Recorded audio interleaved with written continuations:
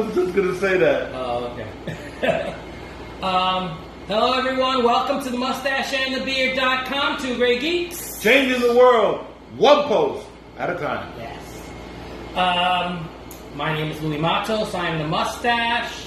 As always, I'm here with my partner in crime, my PIC, my bestest buddy. Junior Figueroa here, a.k.a. The Beard, coming to you live from a not-so-sunny Puerto Rico. It's rainy. But you know what? We need the rain. The animals need the rain. The flora and fauna need the rain. So we put up with it. And it does give us an excuse to go indoors and under the AC. So I ain't complaining. All right. It is good. Yes. It is good to be alive. And it's good to be an American. Uh-huh. Oh, it is good. It's so good right now. We're proud to be American again. Proud to be Americans again. All right. We're in our Get Out of Jail Free number 7 video. Yay! Get out of jail number free. 7. Get out of jail free. All right. So why don't you tell us what is Get Out of Jail Free for those people that have never seen us before? There are people who have never seen us before? Yeah, there are a few. Really? You've never seen me? This is me. Okay, get out of jail free. Basically, it's what we do to get out of doing our chores. Okay? Because we're two single guys and we have chores. If we don't do the laundry, it don't get done. If we don't cook, we don't eat. If we don't clean the house, basically It stays messy. It'll look like it does right now.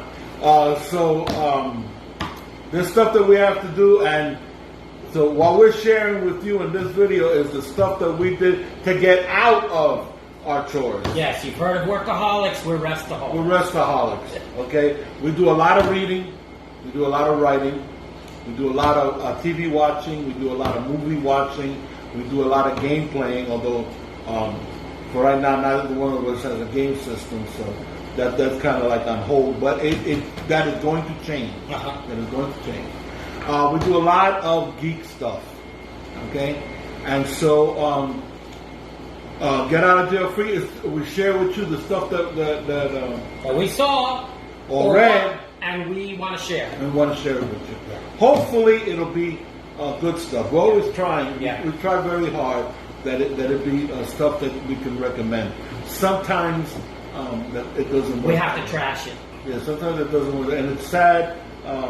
Yes, because we don't want to. We're not counsel culture, yeah. So we don't want to diss anything because we know it's people's hard work. Right. However, if it sucks, you gotta say it. We gotta say it. We're not gonna lie.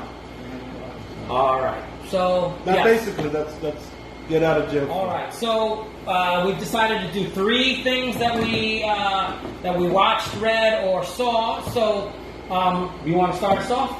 Okay. I'm going to start with something I read. Okay. Okay. When I was a kid, there was this great comic book called The Secret Six by DC Comics. Right. It was late '60s. Basically, it was an attempt to do it's not superheroes, right? It was an attempt to do something like Mission Impossible in a comic book. So the Secret Six are these 6 disparate people who are blackmailed by a person called Mockingbird into going on missions for him, and he or she is it's for the common good, right? The missions are usually, it's secret agent type missions, but it's usually against dictators, foreign powers that are trying to start a war, that sort of thing. And these 6 people all have a certain skill sets which they bring to the team. 4 men and 2 women. Was it a continuing comic? Yeah, it was a continuing comic. And the interesting thing was that they were being blackmailed by Mockingbird into going on. They don't want to. They're reluctant heroes. And then they discover, because Mockingbird would appear to them on a tape on a screen with a tape message, right? Or wearing a hood, so they don't know who Mockingbird is. But something that Mockingbird says lets them know that one of them is Mockingbird, because the only way Mockingbird could have said that is if he was in the room, and only the 6 of them were in the room. So therefore, the trick now becomes which one of them is Mockingbird, because if they can figure out who's Mockingbird, then they can stop him from blackmailing them into going on these missions. So this was a continuing subplot, and the characters were interesting. The stories were exciting. It was really, really a fun comic. But, this was the 60s, and superheroes prevailed, and so after about a year, the comic was... So there are 12 episodes? There's about 12 comics, 12 issues. But let me tell you something, oh my God, I enjoyed reading this so much. I thought it was so well written, and the characters so well crafted, and you never do find out who Mockingbird is. Because they left it because for they left another episode and an issue, and they just canceled the book, DC Comics. But I had remembered, and because we have that Read Comics Online, I went and I looked it up, and I oh my God, did I enjoy reading this. So that's my first thing that I want to share with you is the Secret Six. You can if you want to check it out, Read Comics Online .to, and they have the whole run, and I recommend it. Okay. Especially if you're into secret agents like I am, and like you are, I recommend it. I already wrote it down. I'm gonna check. My first one's going to be pretty quick. I did want to. One of the things that I love is Netflix. I love Netflix. I discover new shows all the time, and these shows have been on. I found Man with a Plan. Half-hour episodes to go. Because all during October, I was watching horror movies, so I needed something right, something innocent, something a little shorter instead of movies and funny. So I found Man with a Plan is on Netflix. There are 4 seasons.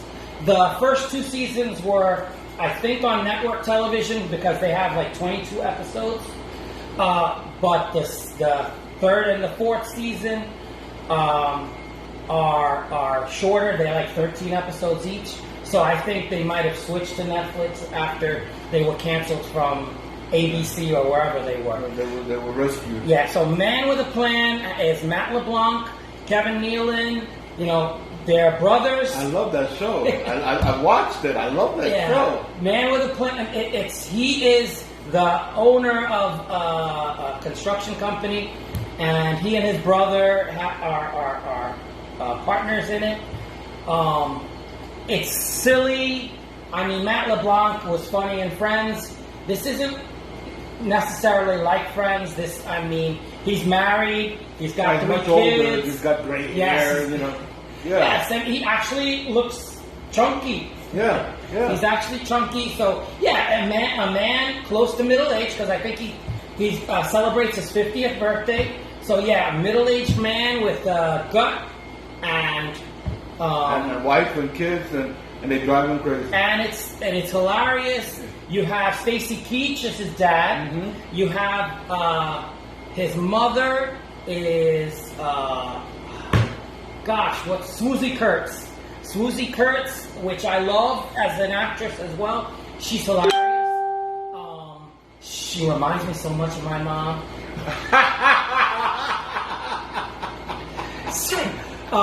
Because there's an episode where Matt LeBlanc's mom and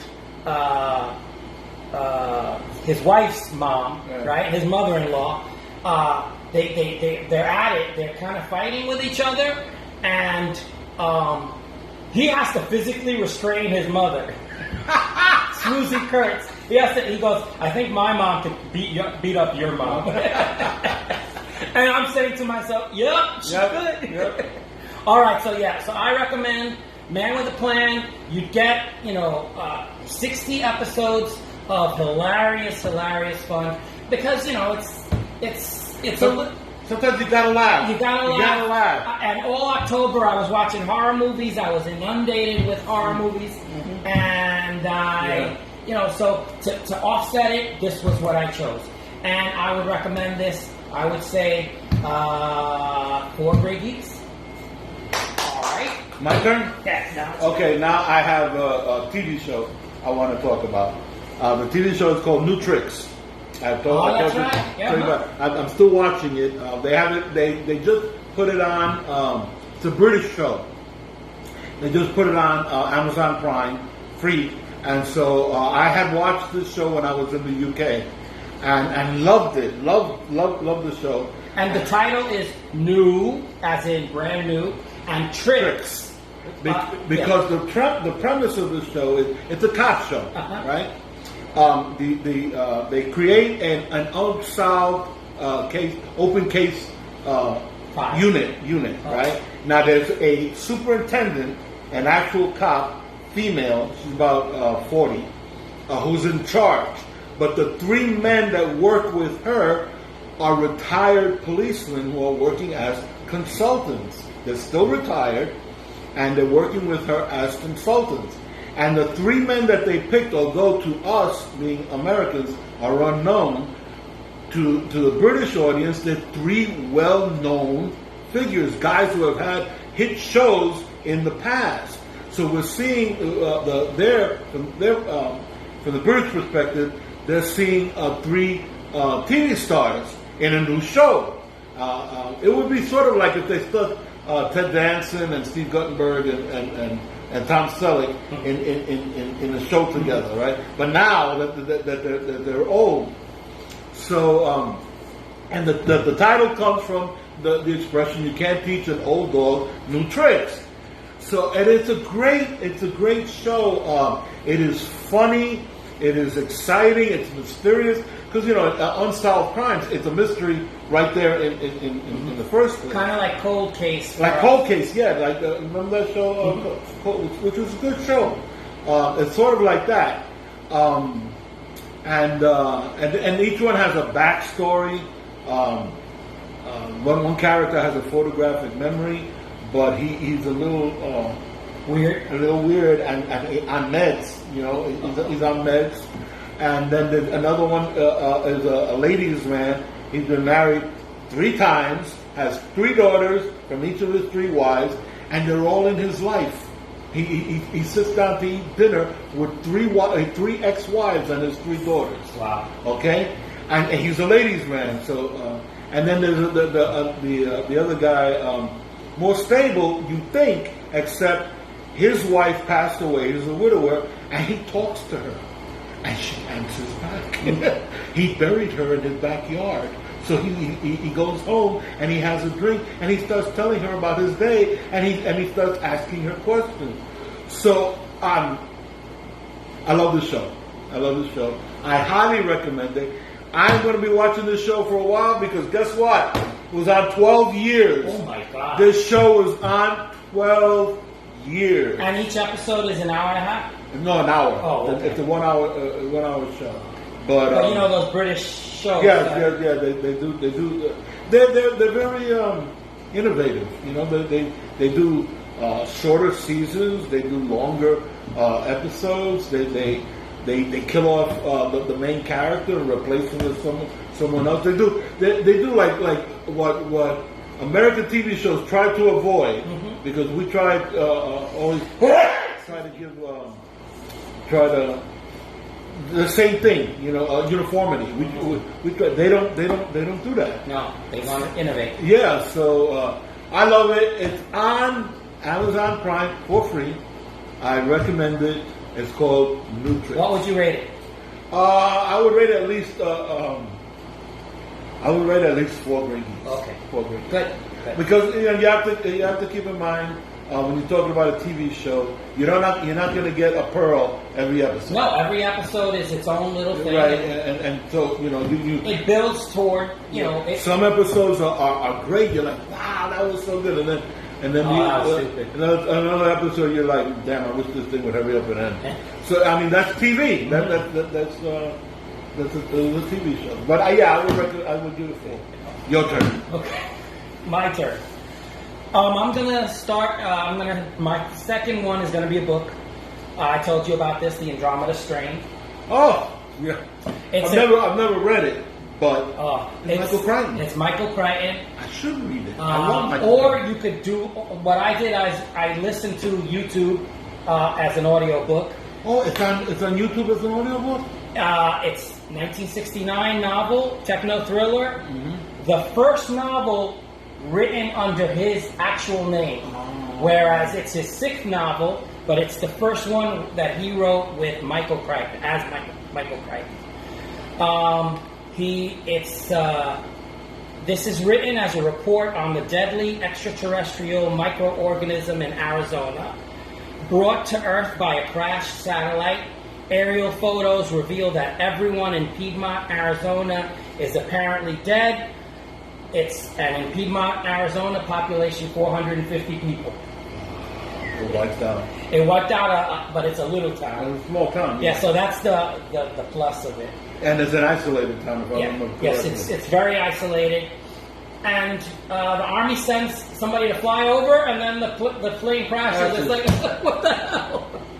Yeah, so Technobabble is really huge in this book. Michael Crichton was a doctor and a scientist. Correct. So yes, he died in 66 years old of cancer. And what's interesting is he was married 5 times. Really? I did not know that. Yeah, I did a little research on him as I'm working out for this. And let me tell you, this book, I really, really liked it, despite the technobabble. In fact... and for those of you who don't know, we're talking about Michael Crichton. Just in case, we're talking about the guy who wrote Jurassic Park. Yeah. And The Lost World, and he wrote Sphere. And Congo. So all of which have been made into movies. Right. So he's very well known. Oh, wait a minute. Michael Crichton created ER. That's the right. TV show ER. The TV show he ER. Created it. Yep. So very well known in Hollywood community, and as a writer, his books are filled with technobabble intentionally because he's a scientist. He graduated from the university as a medical doctor, but never practiced. Chose to focus on a writing career and doing research and doing some of that, and then he went into TV. So I mean, he was a jack of all trades. This book, I could understand why he put it under his name. He was proud of it. Really good book. I'd say 4 out of 5 Grey Geeks. I enjoyed it thoroughly, and the person that read it on the audiobook did a fantastic job. Doing voices. There's a ticking clock. Yeah, I remember. I saw the movie. Yes, I know it's been a movie. I don't know. I'm sure I saw the movie, but it's been enough time that some of the information was like, wow, I didn't know that. Mm-hmm. Wow, that's great. So this is a work that I say to myself, damn, I wish I would have written it. All right, so The Andromeda Strain. It's an audio book that you could get to on YouTube, and it's free, and it's a high recommend by this Grey Geek, the Mustache for Grey Geeks. Yay! It's your turn, bearded one. My turn. Wait, this is my last one, right? One. Okay. I have a movie. Everyone knows by now that Sean Connery passed away. And what you may not know is that Sean Connery was my absolute favorite all-time actor. Okay, I think I've seen everything he's done. I'm not sure, but if I haven't, it's only one or two things. He passed away, and for me, it was like a member of my family that passed away.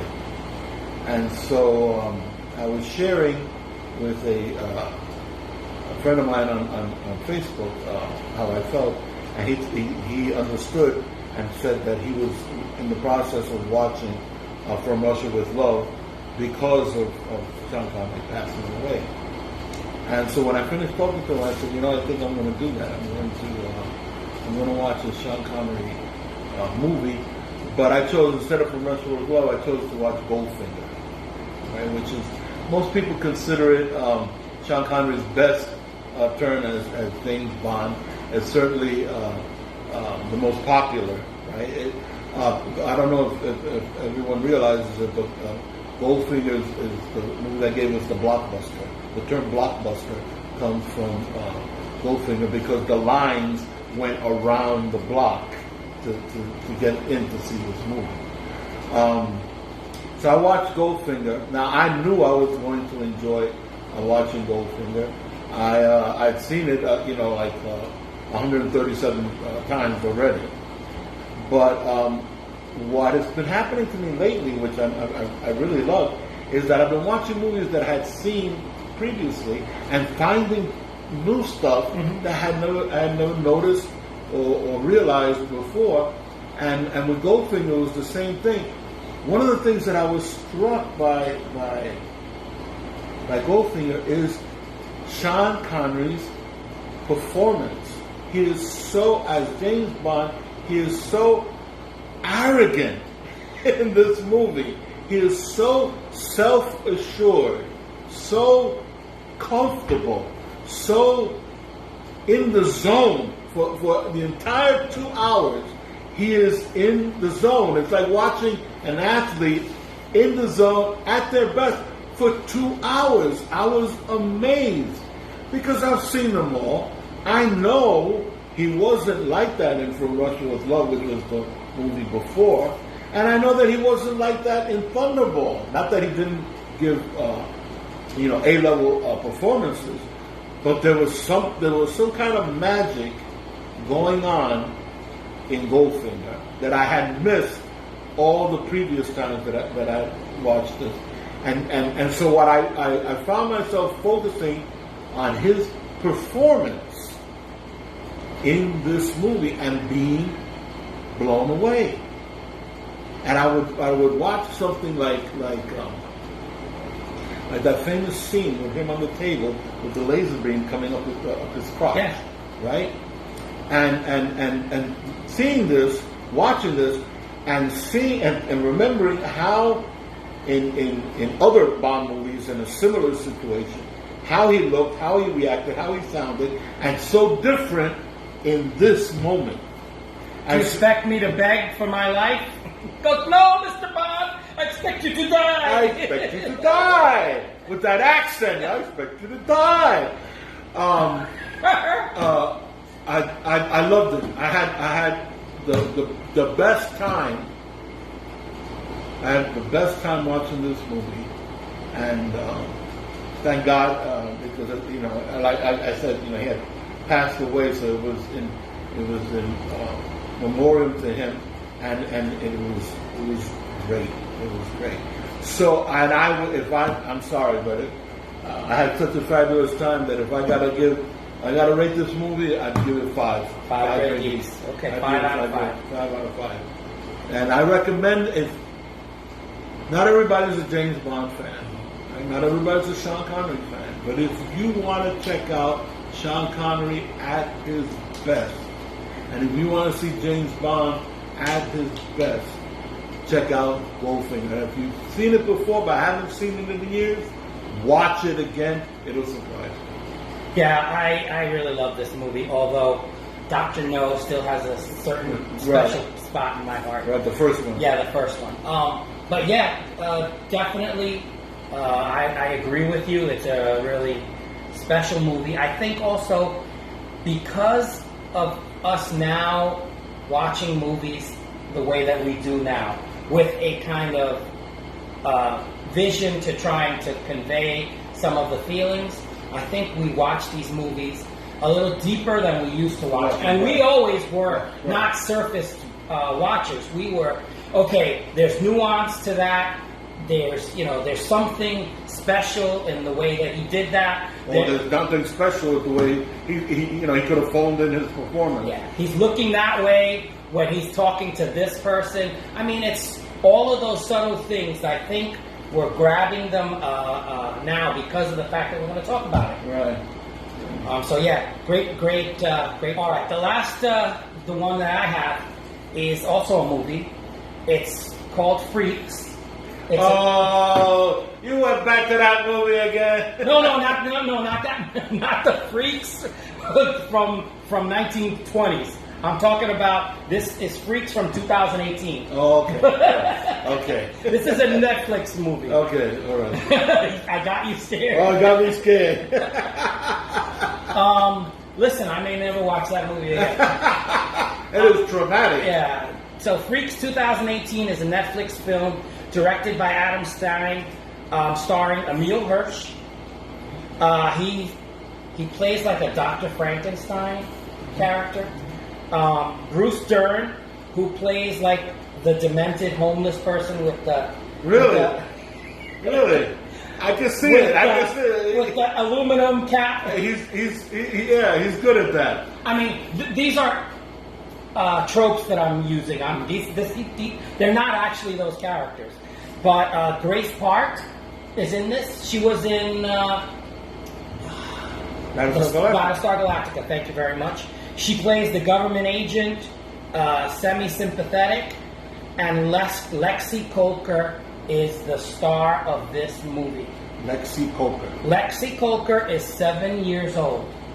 7-year-old who leaves home after her dad keeps her isolated, and you may as well call this movie The Making of Dark Phoenix. Really? And that's all I'm going to say. I'm not going to spoil it for you. I think everyone should watch this movie. It is just, it blew me away because I'm expecting this type of movie, and I'm like, whoa! Don't you love when they do that? I hate Emil Hirsch. God forgive me, I don't like Emil Hirsch as an actor. But in this movie, next to Bruce Dern and Lexi Kolker, I'm like, wow. He impressed me because he plays her dad. And he in this movie, Chloe lives in fear and fascination of the outside world. Abnormals are a constant threat in this world. And she's an abnormal. And Dad tells her, you're not special, you're not special, you're not special. And you're thinking, yeah, what a mean thing to say to his child. But no, he's trying to protect her, and it's just, so yeah, I highly recommend this movie. I would give it 4.5 Grey Geeks. I suggest you watch it. It's on Netflix. It's in an innocuous little corner, and it's 2018. It's a newer movie, but I think everyone should watch this, especially if you're into superhero movies. I don't want to say whether, I say this is kind of like going into the Dark Phoenix, but it's here or there, you're not sure, and I love this movie, so I suggest everybody watch it. Okay. All right, so Freaks. That is Freaks by It's on Netflix? It's on Netflix. All right, so I think we've done our fair share with the get out of jail free. Yes, we've tried absolutely. to be quick. Absolutely. All right, so now, do you have a wise missive for us? Yes, I do. Yes, wise and bearded one? I think it's apropos for the times. We just had presidential elections, and people have been thinking in terms of the future and where they stand on things. And I want to take a moment to quote, actually to paraphrase, the quote of the paraphrase of Ben Franklin. And he said one time, he said, those who are willing to sacrifice liberty for security don't deserve either. With that having been said, if this is your first time visiting the Mustache and the Beard and have enjoyed this video, Boy, did you luck out. I invite you to subscribe. We try to make you laugh while entertaining you and informing you. If something we've said has stirred you to comment, please do so. Do so, please. Tell us what we got right, or what you think we got wrong. Give us a like. We always thank you for watching. My name is Louis Matos. I am the Mustache. I'm Junior Figueroa. I beat the beard. We say see you later. Hasta la vista. See you. Take it easy. And peace.